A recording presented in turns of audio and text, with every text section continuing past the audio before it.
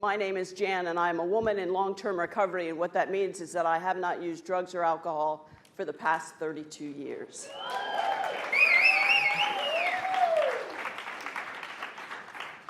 So I'm going to do something that's a bit unusual, and for those of you who know me, you expect such. But I'm going to be a little bit of an antagonist as we go through this presentation. So it's titled, What is Recovery and Why All the Fuss? But just a little bit about me and SpiritWorks and what we do. The mission of SpiritWorks is to educate, equip, and empower individuals, families, and communities on the journey from addiction to recovery. I also have the good fortune to serve as the chairperson for Faces and Voices of Recovery.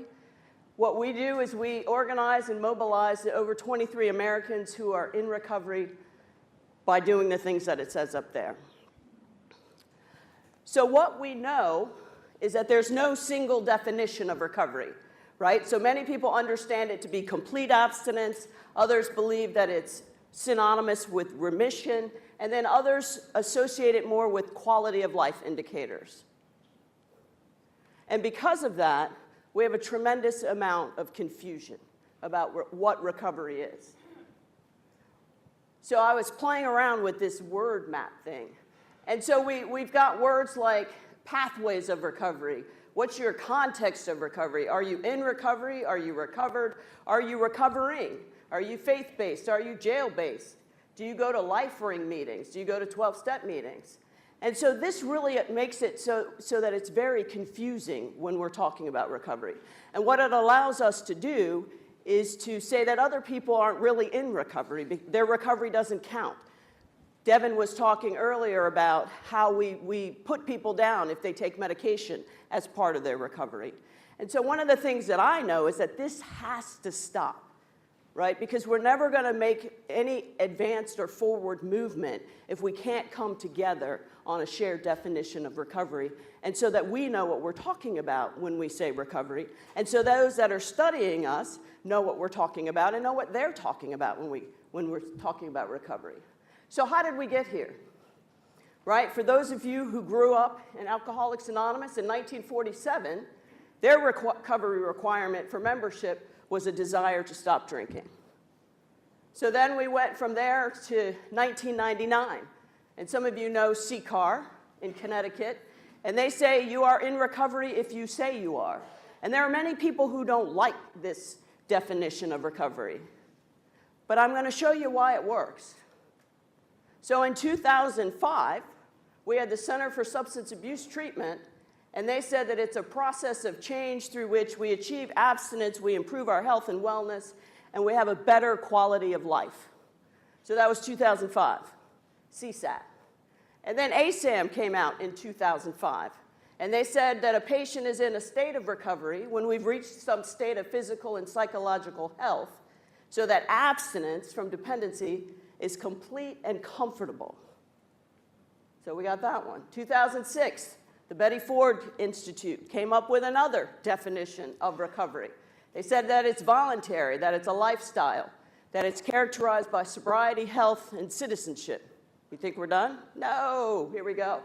William White, 2007. Bill likes to use a lot of words, so if you know Bill, again, it's an experience, it's a process, and it's a sustained status. So it's like, how can it be both of those two things, right?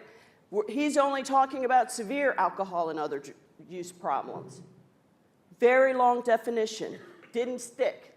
2011, we go back to SAMHSA. And they came up with a definition that is most often used when we talk about peer recovery support services, right? So for those of you who are looking to be credentialed, or those of you who are already certified as peers, this is the definition that is often held up in many trainings or in a lot of the curriculum. That it's a process of change through which individuals improve their health and wellness, live a self-directed life, and strive to reach their full potential. Here we go again. 2013, ASAM came out with a definition, a process of sustained action, and it addresses biological, psychological, and spiritual. So now we've got bio-psychosocial aspects of it. These are all definitions of recovery. 2014, some researchers who are pretty amazing people came up and they said that it's a dynamic process.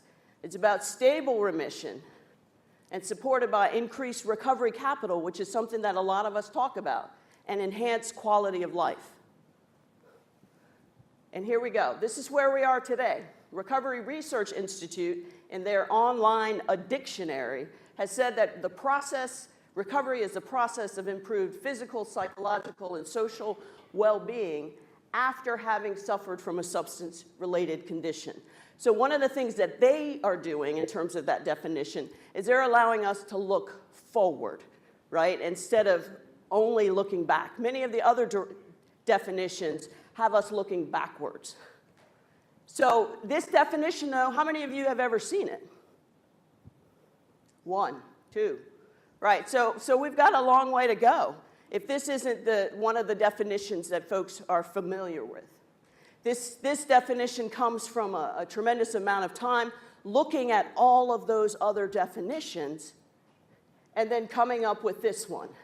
This one was also worked on with the help of many advocates and other people in recovery. So we were actually asked to participate on the front end of how we wanted to define recovery for ourselves.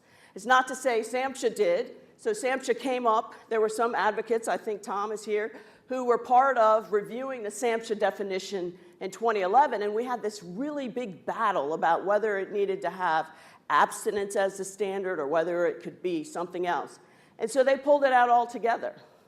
Made lots of us who are abstinence-based recovery people very angry. But we could see ourselves in there. And what SAMHSA was doing with their definition was they were combining it, right? So that it wouldn't just be addiction recovery, it would also be able to include mental health recovery. So which one is it? Let's talk about it. What do you think? When you think of recovery, how are you defining recovery? Either for yourself as an individual, or for a loved one, or for the people that you're serving? How do folks define recovery? Anybody? Come on, y'all are sitting here for a reason. All of them. Progress, okay? What else? To sustain a life without drugs. What else? It's individual. What else? Peer-to-peer. What else? Healing. Meaningful life. It's a journey. Counseling. Healthy lifestyle. Community. A different outlook on life. Survive and thrive. Anybody else? Yeah. Honesty. Rigorous honesty. We're going to qualify it. Rebirth. Anybody else? Quality of life. Yes. A lifelong process. Anybody else? Self-realization. So I had the good fortune, or not, to participate a couple weeks ago in what's called an opioid impact accelerator. And they brought, Georgetown University convened about 70 people, national leaders, treatment providers, recovery advocates, family members, and for one of the first times ever, we had funders at the table, right? So we had the Clinton Foundation Global Initiative. We had the Annenberg Trust Foundation. So we had funders, and our goal was to come up with one project that we were willing to create a movement around. And so they had us there for 2 days, and we were put through this process that talked about how change happens, right? So a woman wrote this very amazing book, and we all read the book before we got there. Some of us didn't, so she took us through the process.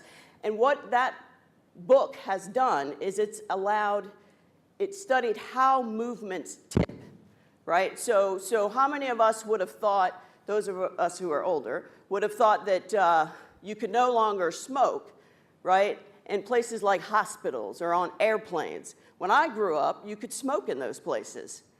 We don't smoke there anymore, right? And so there was a process that they went through in order to get to that place. How many people would have ever thought that gay marriage would be the law of the land, right? Probably not very many of us, particularly those of us who grew up in the 80s and 90s. And yet it is. And so there's a process by which organizations and individuals go through to get there. But they have to come into agreement about how to get there. One of the things that Devin mentioned before I got up here, he talked about how addiction is complex. Guess what? Recovery is pretty complex too. And so one of the things that, again, our goal was to come out with a shared definition, and we didn't. And I was devastated, right? And the funders were disappointed because we couldn't agree on shared language. Right? So some of us want to say that we are people, that we're addicts. Some of us want to say we're alcoholics. I've been taught how to introduce myself by saying Jan, and I'm a woman in long-term recovery. And so we know that stigma and other things come along with some of the words that we use, right? You hear the words clean and you hear the words dirty. And that allows people to continue to perpetuate the problem and to think that recovery really isn't possible. And so again, we've got to change that. Years ago, I started saying that for me, recovery is the expectation, right? Sometimes people think recovery is random, but it's not. There are groups of people who are recovering and in recovery every day. Some of you are college students. These particular groups are people that we value. And so for the rest of us, airline pilots do very well. Physicians do very well in recovery. I have the good fortune of working with some of those folks. And they do well, not because they're necessarily so smart, because some of them aren't. More often than not, it's because we know what happens in recovery and because we value that group of people.